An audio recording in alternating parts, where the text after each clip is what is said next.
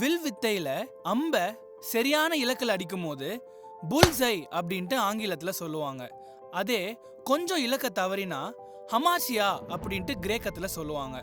ஹமாசியா என்ற கிரேக்க வார்த்தைய வேதாகமத்துல பாவத்துக்கு யூஸ் பண்ணிருக்காங்க. அப்போ பாவம் அப்படின்னா இலக்க கொஞ்சம் தவறினாலே அது பாவம் தான். அந்த இலக்கு தான் பரிசுத்தம். இப்போ அந்த அம்பு இலக்க அடிக்காததற்கு 4 முக்கியமான காரணங்கள் இருக்குங்க. 1, ஆர்ச்சர், அதாவது வில்லாளன். வேதாகமத்துல வாலிபர்கள் பெலவான் கையில் உள்ள அம்பு அப்படின்னு ஒரு வசனம் இருக்குங்க. நல்ல பெலவானா இல்ல தீய எண்ணத்தோட செயல்படுகிற பெலவானா? அந்த வில்லையும் அம்பையும் ஒரு நல்ல விஷயத்துக்காகவும் பயன்படுத்தலாம், ஒரு கெட்ட விஷயத்துக்காகவும் பயன்படுத்தலாம். 2வது வில். சங்கீதம் 78வது அதிகாரம் 57வது வசனத்தை நீங்க ஆங்கிலத்துல படிச்சு பாத்தீங்கன்னா twisted like a deceitful bow அப்படின்ட்டு போட்டிருக்கு. அப்போ ஒரு வில் முறுக்கப்பட்டுருச்சு அப்படின்னா அந்த அம்பு சரியான இலக்க போய் அடிக்காது.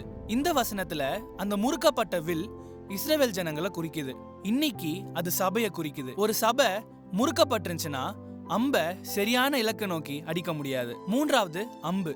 கிரேக்கத்துல டாக்சிகான் அப்படின்னு ஒரு வார்த்தை இருக்கு.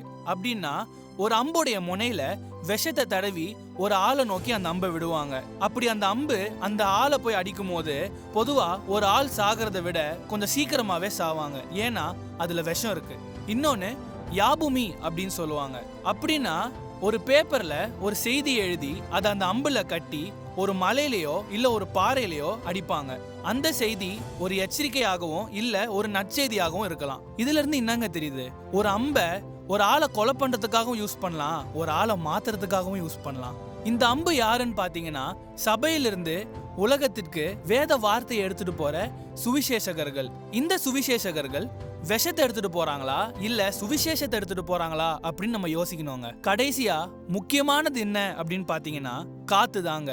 ஒரு அம்பு சரியான இலக்கை நோக்கி போகுதா இல்லையா அப்படின்றத காத்து தாங்க முடிவு பண்ணும். ஒரு நல்ல வில்லாளன் அம்பை விடுறதுக்கு முன்னாடி காத்து எந்த திசையில அடிக்குது அப்படின்ட்டு செக் பண்ணுவாருங்க. காத்து அப்படின்ட்டு வேதாகமத்துல நீங்க எடுத்தீங்கன்னா ருவாக் அப்படின்ட்டு எபிரேயத்துல போட்டிருக்கோம், நியூமா அப்படின்ட்டு கிரேக்கத்துல போட்டிருக்கோம். அப்படின்னா ஆவி அப்படின்ட்டு அர்த்தம்.